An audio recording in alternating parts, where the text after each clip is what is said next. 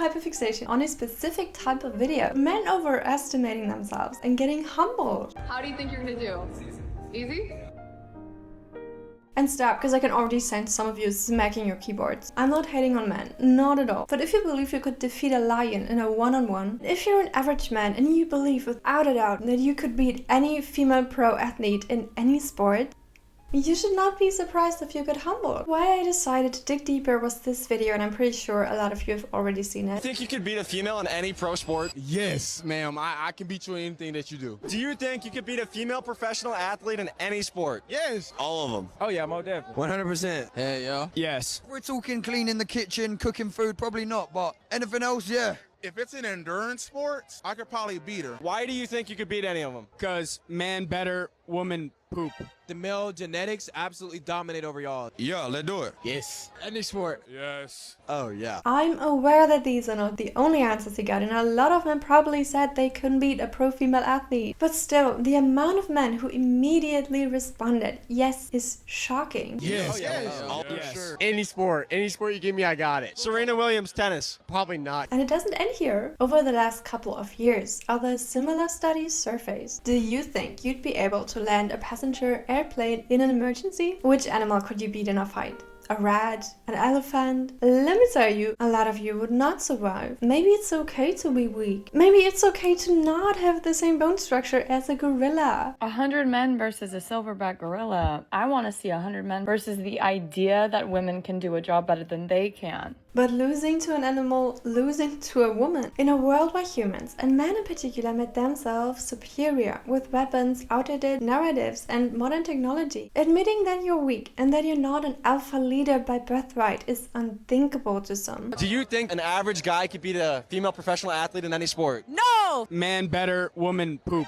If you don't know who you are at your core, trying to embody what you think society expects from you, trying to build character traits like strength or leadership for the sake of fitting in is sometimes comforting enough. To a certain degree, that's totally understandable. Why did no one tell me it got twisted? So we're not only gonna be looking at real evidence of men getting humbled, I'm also backing that up with history and science. So no one can come at me and insult or correct me. You can read the studies for yourself. Like, you can have a different opinion, but this is research based. But first up, let's look at a good example of man thinks he can beat pro female athlete. And I love how the caption says, I did not want to race this man. He wanted to challenge her. This one time I, for some reason, raced my boyfriend's friend over 400 meters. He refused to believe that a woman could beat him in a race. He does not run, but he challenged me to 400 meters. He ended up bringing both his parents, his family, his friends, and I was like, what the heck did I get myself into? And then since he does not run at all, his lack of fitness really hit him hard after 200 meters.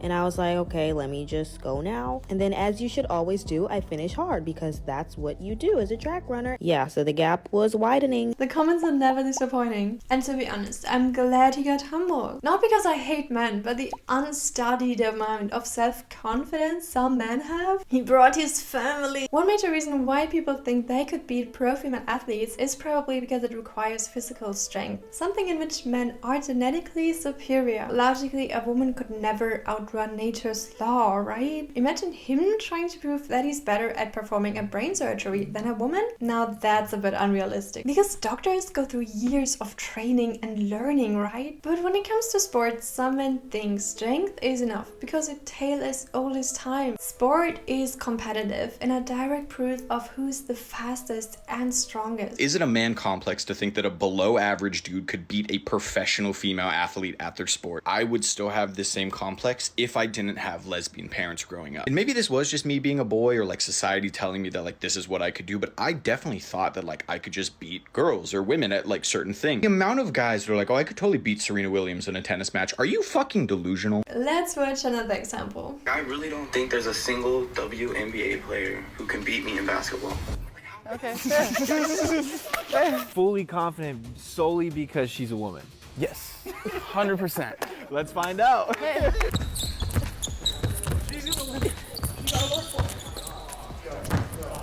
That's what I'm talking about. Game time. I need you to tell the camera that you're sorry to the WNBA and you're sorry to all the women. They know what they're doing. They're the best at what they do. They deserve all the respect. And I need to say something. And thank you.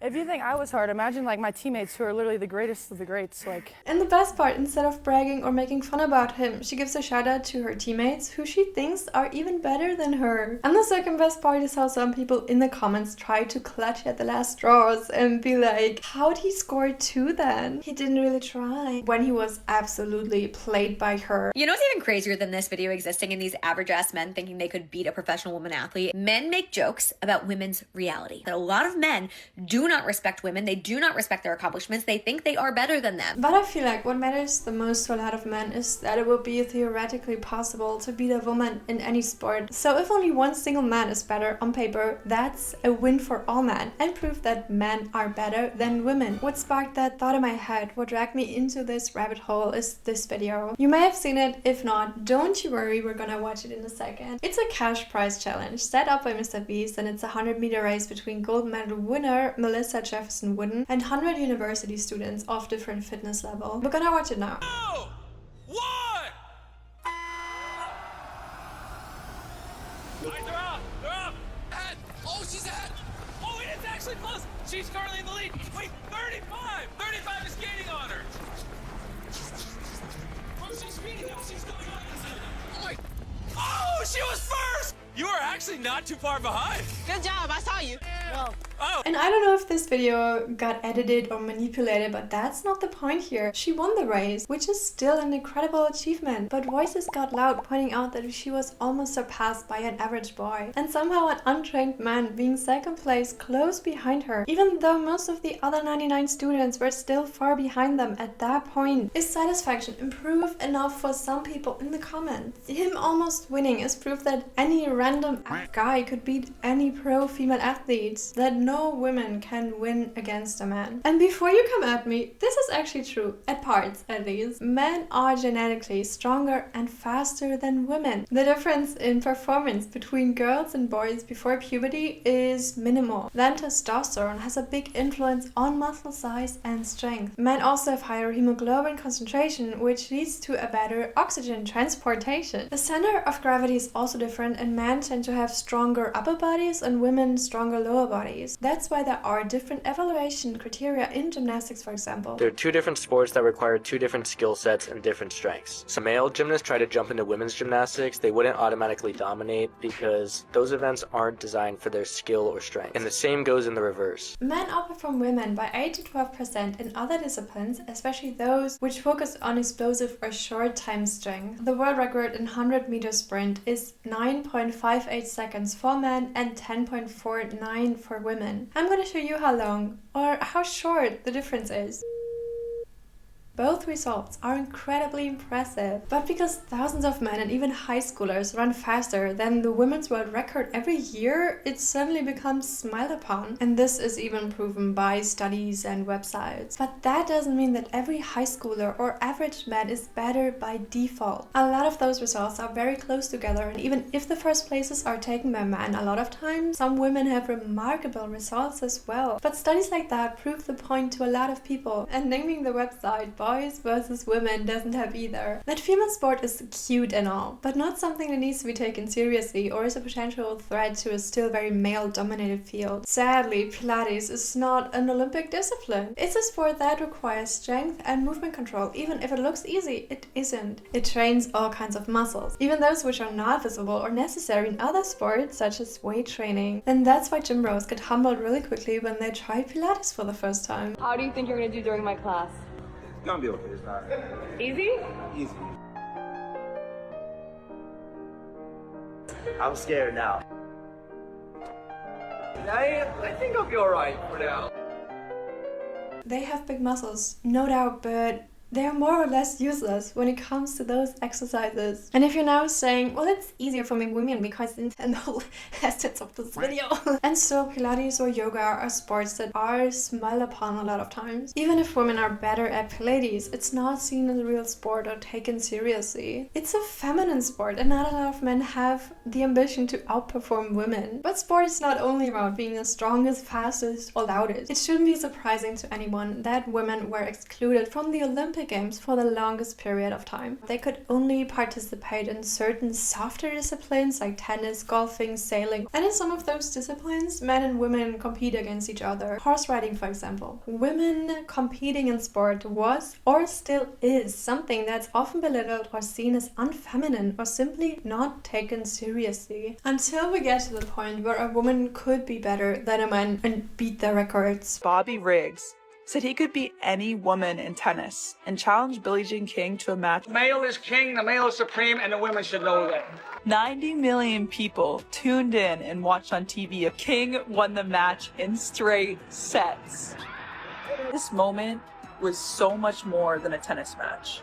It brought the plight and success of female athletes to a wider audience. And on behalf of all women, thank you. And we can have a whole ass discussion about modern feminism, about men versus women, but when we're looking at facts, we can simply not have personal opinion. Women had to face disadvantages for the longest period of time and are still sometimes met with these. And having such fundamental changes to the system we were familiar with can be scary. It makes sense that some men and women feel more comfortable in familiar structures and gender roles. That's what they truly want. I have zero problems with that. Some women find purpose in a more domestic life and being a mother and wife. And some men want to be strong leaders and providers. But please, don't try to prove that by finding a grizzly bear. And certainly don't try to land a passenger airplane. 50% of men think they can land an airplane in an emergency situation, and experts disagree. And I 100% know that I can land an airplane. Whether anybody survives that landing or not, that's still up in the air. But crash landing is landing an airplane. I have no knowledge about airplanes whatsoever, so I'm passing the microphone to someone who has. Guy trying to talk a civilian down, even just in the simulator,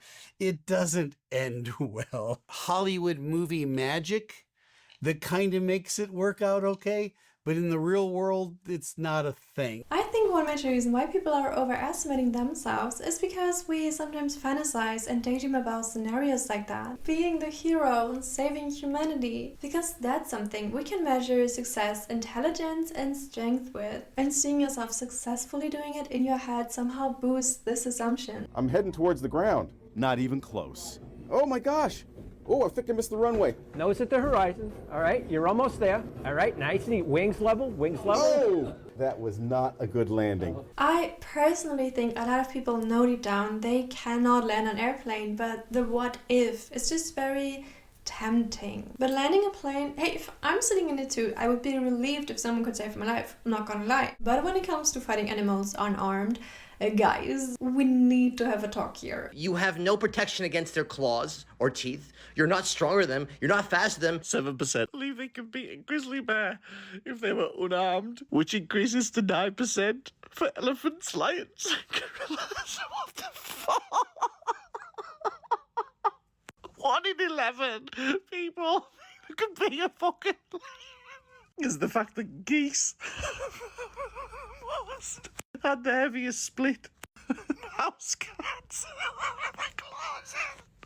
Why the fuck are Brits so confident about house cats? I think a big part of that is that we're sadly abusing animals left and right. And I just said that in a kind of funny way, but it actually shouldn't be, even out in the wild. We have ways to protect us if an animal would ever attack us. We're taught that the world essentially just consists of humans and nature, and as a result, view ourselves as very distant from animals and have a sort of us versus them mindset. But all of that is thanks to weapons and technology. So some people assume humans are at the top of the food chain, but without weapons and items like butt naked, the average person just isn't. You've probably seen 1 or 2 videos discussing 100 men versus 1 gorilla, and to be honest, there's no clear answer. There are a lot of factors at play, such as stamina, if the men are trained or not. Their bones, somewhere between 2 and 4 times as thick and dense as ours. And we haven't even addressed the fact that even if you get close enough, you can't damage it. You're gonna have people that are 4'10", people that are 6'5", 400 pounds, 100 pounds, right? And you're not allowed to choose a strategy before the fight. You're not allowed to put the small smallest people first to act as bait. When I was scrolling through the comment sections, I felt like a lot of people wouldn't accept the sheer possibility of the gorilla winning. That any animal could win against a human, but in a one-on-one situation, animals have natural weapons and defense mechanisms like claws, teeth, or thick skin, and humans just don't. Humans would need to rely on different strategies, such as combat or working together as a team, using the surroundings for your advantage. I don't know. A group of women fought off a cougar with their bare hands to save their friend's life. After fighting for a few minutes, they were able to get the cougar to loosen up his grip. Carrie escaped, and then they pinned him down with a bike. I thought this was gonna be like a cute accessory. It's annoying me because it keeps twisting and turning. With the airplane example, I already talked about imaginary scenarios as a way to be seen as a hero or protector, basically to be respected by others for your strength and skills. But besides that, another major reason for those fake scenarios is escapism from the monotony of modern life, to have some sort of imaginary adventure in our heads where we are the heroes and in control of everything. Then we have mental preparation or rehearsal in case of an encounter. And of course, wanting to be strong is still in our instincts and DNA. But to be completely honest with you, being able to fight and kill an animal with bare hands is not a proof of strength, and it's not attractive, at least not to me. I wouldn't even want to fight a rat off, or a house cat. A cat! That is not a sign for weakness. Let me just put that out there really quickly. With great power comes great responsibility. But a man who respects all kinds of animals and doesn't need to prove his masculinity with pure brutality. Ooh. This psychological phenomenon is part of what's called Dunning-Kruger effect. It's basically people overestimating their own skills or knowledge. On the other hand, it can represent experts underestimating their skill level. Men apply for jobs that they are not qualified for, and women don't, unless they are 100% qualified for it. Men think they are better than women at the end of the day. And that brings me back to the beginning. Some of these men probably thought, I do a bit of exercise, and if even high schoolers can outperform female pro athletes, I'm pretty certain I'd be better in sport than any woman. But why are they so eager to prove their strength and superiority over others? Partaking in funny, harmless trends that are actually kind of scary, to be honest. And why is majority of men still making fun of female sports, or in general women in men's fields? Real respect is earned by showing respect vice versa, by supporting women and not feeling threatened or the need to downplay or suppress them. There's actually so much more that we could talk about. Men in relationships, we could talk about women in relationships. We should protect animals. We did already so much damage on this planet. And I think the fight that we're talking about here is a little bit misguided, because really gorillas are in a fight, and they're in a fight for their survival. People are clearly fascinated by them, which is wonderful, turning it into action for gorillas so that they have a future on the planet. I want to tell the people out there that thank you for supporting me.